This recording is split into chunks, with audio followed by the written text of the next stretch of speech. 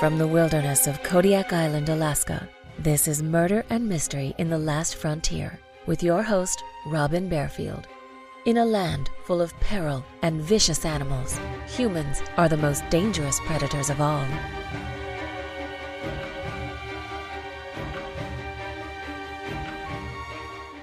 "44 commercial fishermen died at sea near Kodiak, Alaska in 1988.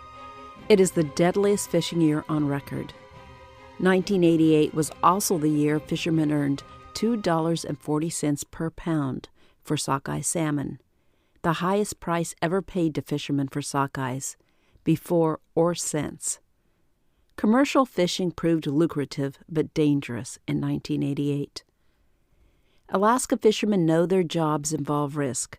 They work on the North Pacific, often in big seas and brutal weather. But no fisherman expects to be murdered by his crewman.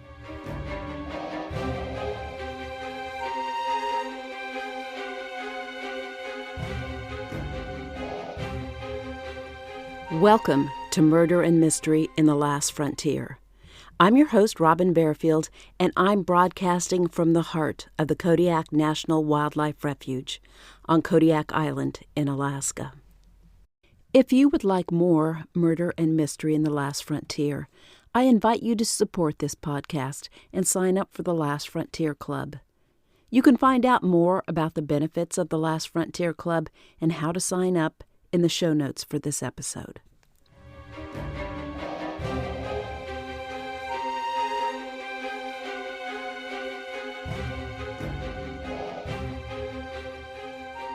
During the summer of 1988, I remember the whispers spreading across the island, first about two missing brothers who were fishermen in Uganik Bay, and later about the mother of those two men discovering their bodies buried in a shallow grave near their fish site. It was the first double homicide in recorded history on Kodiak Island. Uganik Bay, where the murders occurred, is only 30 air miles from where I live, but it's 50 miles by boat, a world away on Kodiak Island.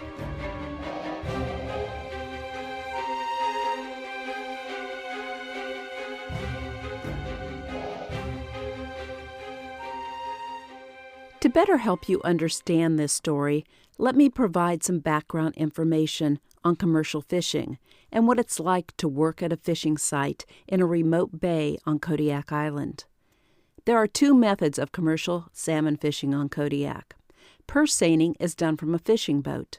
A typical purse seine boat measures approximately 42 feet in length, with a cabin, a wheelhouse, a galley, and sleeping quarters. A crew of 3 or 4 people live on and fish from the boat all summer. Purse seiners follow the fish. When the captain spots a school of salmon, he orders the crew to make a set. With the aid of a smaller boat, the crew deploys the purse seine, circles the school of fish, and pulls the salmon into the large boat. When the net is stored back on board and the crew secures the smaller boat behind the seiner, the captain heads off in search of another school of salmon. Once or twice a day, the captain delivers the catch to a much larger boat called a tender, and the tender delivers its cargo of salmon to the fish processing plant, usually once a day. Gill netting, more commonly called set netting, is the second type of commercial salmon fishing. Set net fishermen live on shore. They anchor their nets to the shore on one end and then extend the nets out from shore for a maximum of 900 feet. The nets measure 30 feet deep. Salmon swim into the gill net and get caught in the mesh, and the fishermen pull along the net in an open skiff to pluck the salmon from the mesh. The fishermen hold the salmon on ice, and the tender visits their fish site twice a day for a delivery. Since set net fishermen live on shore and remain there all summer, a set net site often is not only a business, but also a summer home for the entire family. In the summer of 1988, Daniel Nickerson, 42, and his brother Robin, 36, both from Bothell, Washington, operated a set net site in Uganik Bay. The Nickersons had fished this site since the 1970s. Daniel's wife and 2 young sons often joined him at the site, but in 1988, Daniel and Robin hired a crewman from Kodiak named Robert Shepard. Like the Nickerson brothers, Shepard was a Vietnam veteran. The Nickerson brothers had reputations as heavy drinkers, and Daniel reportedly possessed a volatile temper, especially when he was drunk. Other set netters in Uganik Bay admitted that you do not want to cross Danny Nickerson, especially if he's been drinking. Before the salmon season even began, tempers flared between the Nickersons and their crewmen. They sent Shepard out to the set net site in Uganik Bay from Kodiak with a boatload of supplies. But when Shepard encountered bad weather and heavy seas, he beached the skiff and waited for help. Several witnesses spotted the Nickersons berating Shepard after the incident, and Shepard's relationship with the Nickersons went downhill from there. On June 22, 1988, friends of Daniel and Robin stopped by the Nickersons' fish site for a visit.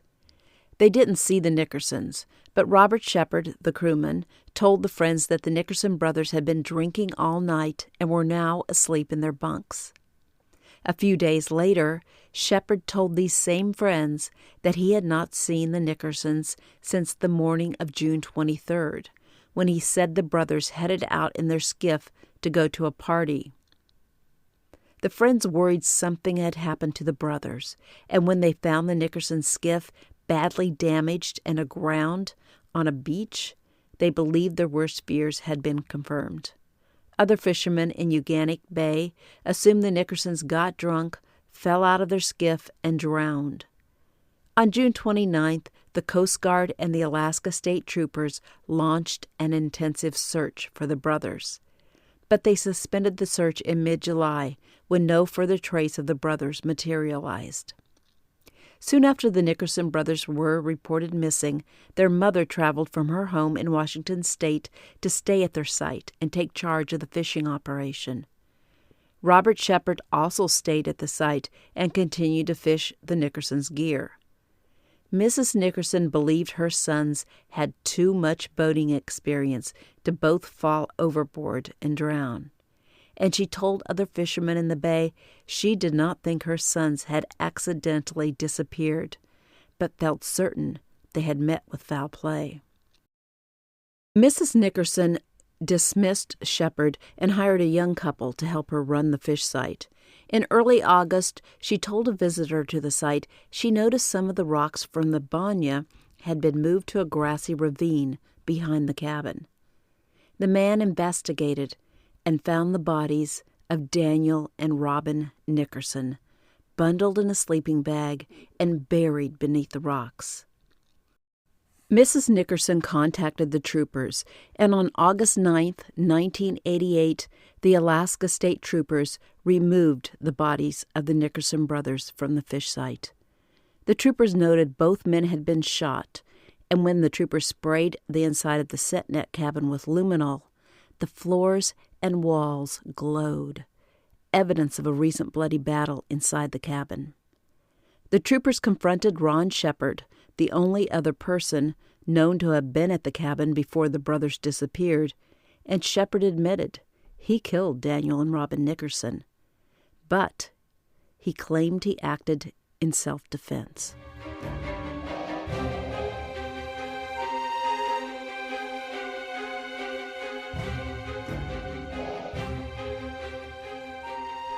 Let me take a short break from the story. The puzzle game Best Fiends is a sponsor for this podcast, and I would like to say thank you to them and tell you a little about the game. Those of you who have been listening to my podcast for a while know how much I enjoy this game. It makes me laugh, sigh, scream, and holler, depending on whether I'm winning or losing. Most importantly, though, whether I need a break from work, from my stories of true crime, or just from this crazy world, Best Fiends provides an instant way to disconnect and de-stress for a few minutes. Its bright colors and adorable insect characters make me smile, but it's the challenging puzzles that keep me hooked on the game. I just started level 176, and I am now facing slime bombs that coat everything with slime, unless I destroy the bombs before they can explode. My husband is nearly 100 levels ahead of me, and from listening to him, I know I will soon face many new challenges. Give Best Fiends a try and take a break from reality for a few minutes. Engage your brain with fun puzzles and collect tons of cute characters. Trust me, with over 100 million downloads, this 5-star rated mobile puzzle game is a must-play. Download Best Fiends free on the Apple App Store or Google Play. That's Friends without the R. Best Fiends.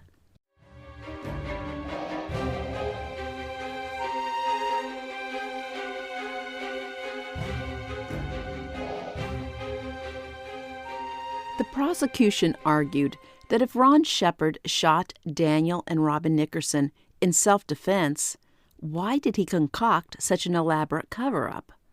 Why did he deliberately damage the Nickersons' boat and beach it and tell the Nickersons' friends that Daniel and Robin set out by skiff for a party and hadn't been heard from since?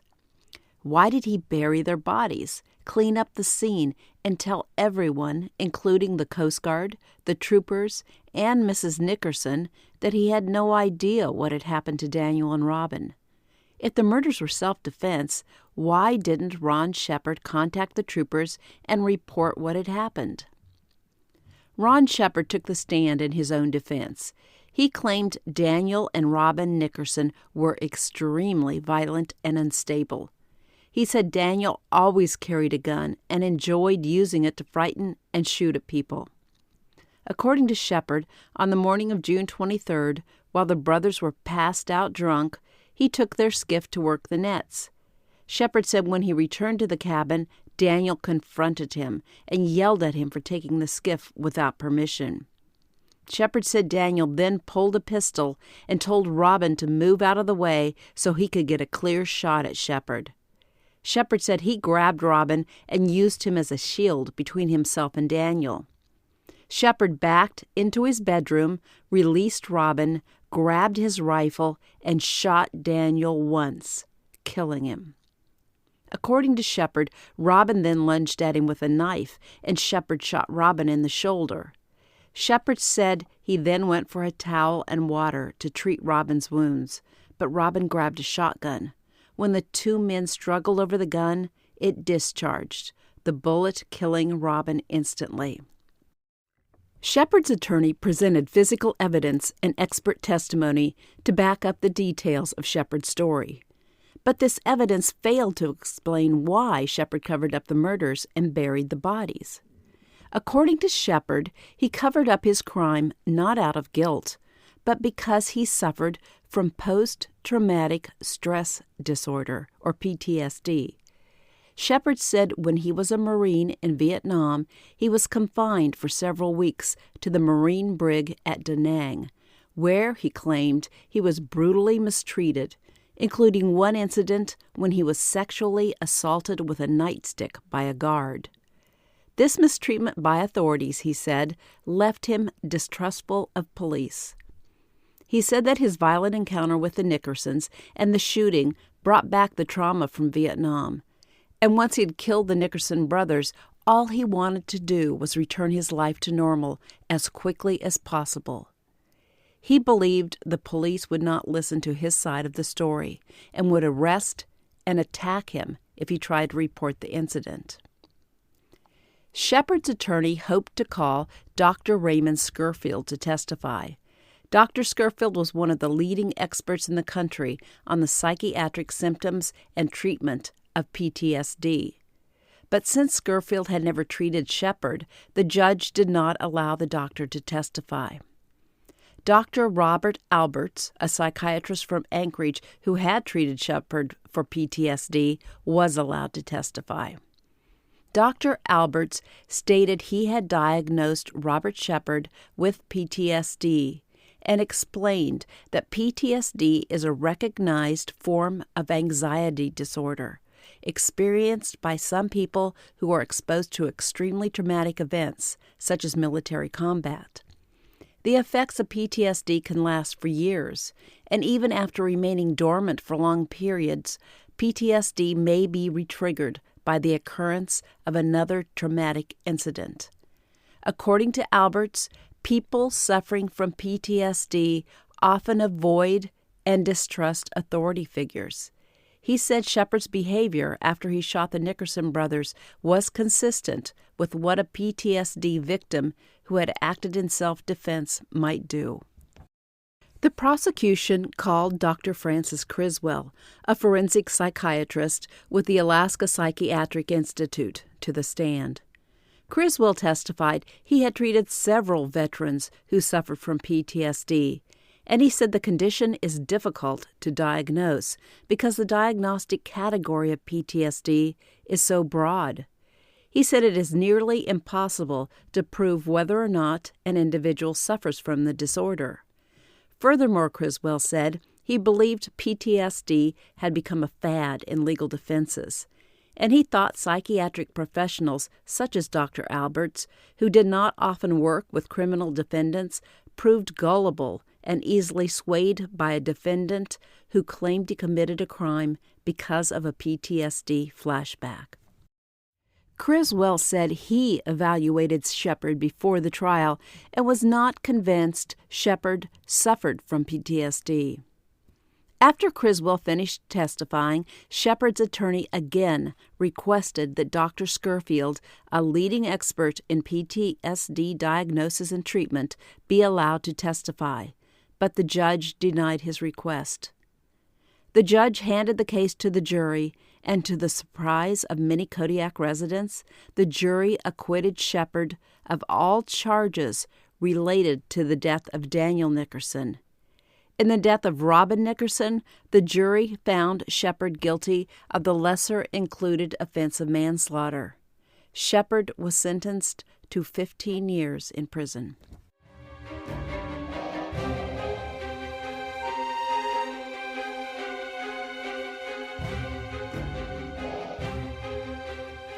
While many Kodiak residents felt Shepard should be happy to only be convicted of one count of manslaughter, Shepard appealed his conviction, claiming the judge should have allowed Dr. Scurfield, the PTSD expert, to testify. The Court of Appeals of the State of Alaska found in Shepard's favor and reversed his conviction for manslaughter. According to the court, Dr. Scurfield should have been allowed to testify as an expert witness, because the jury could have found Scurfield's description of PTSD more helpful than the description given by Dr. Alberts. Furthermore, Scurfield had more expertise than Alberts in dealing with Vietnam veterans who suffered from PTSD, so the jury may have deemed his views more credible than Alberts. Rather than retry Shepard, the state allowed Shepard to plead guilty to criminally negligent homicide and covering up the crime. Shepard was credited with 4.5 years he had already served and was released from prison on 10 years probation in August 1993. Shepard quit drinking while in prison and earned a college degree. He later said the years he spent in prison were the best of his life. He now lives in eastern Washington. Many Kodiak residents believe Shepard got away with murder. I think this case highlights how difficult it is to convict someone of a serious crime in an isolated setting, where there are no witnesses, there's plenty of time to clean up the crime scene, and there's no one to dispute the defendant's versions of the events preceding the crime. I can remember wondering why Shepard simply did not weight the bodies and dump them at sea, where they never would have been discovered.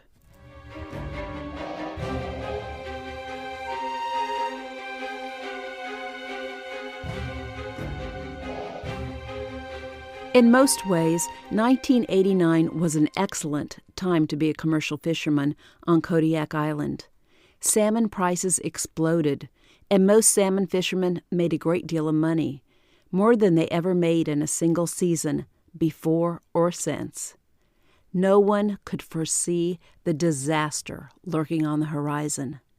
In March 1989, the fuel tanker Exxon Valdez hit Bligh Reef in Prince William Sound, and wind and ocean currents carried oil all the way to the waters around Kodiak Island.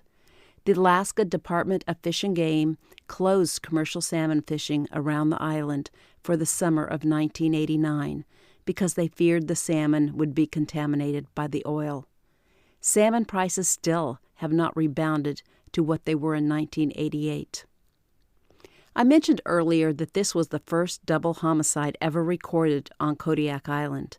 The second double homicide on the island occurred in 2012, when 2 men were murdered on the U.S. Coast Guard base near the town of Kodiak.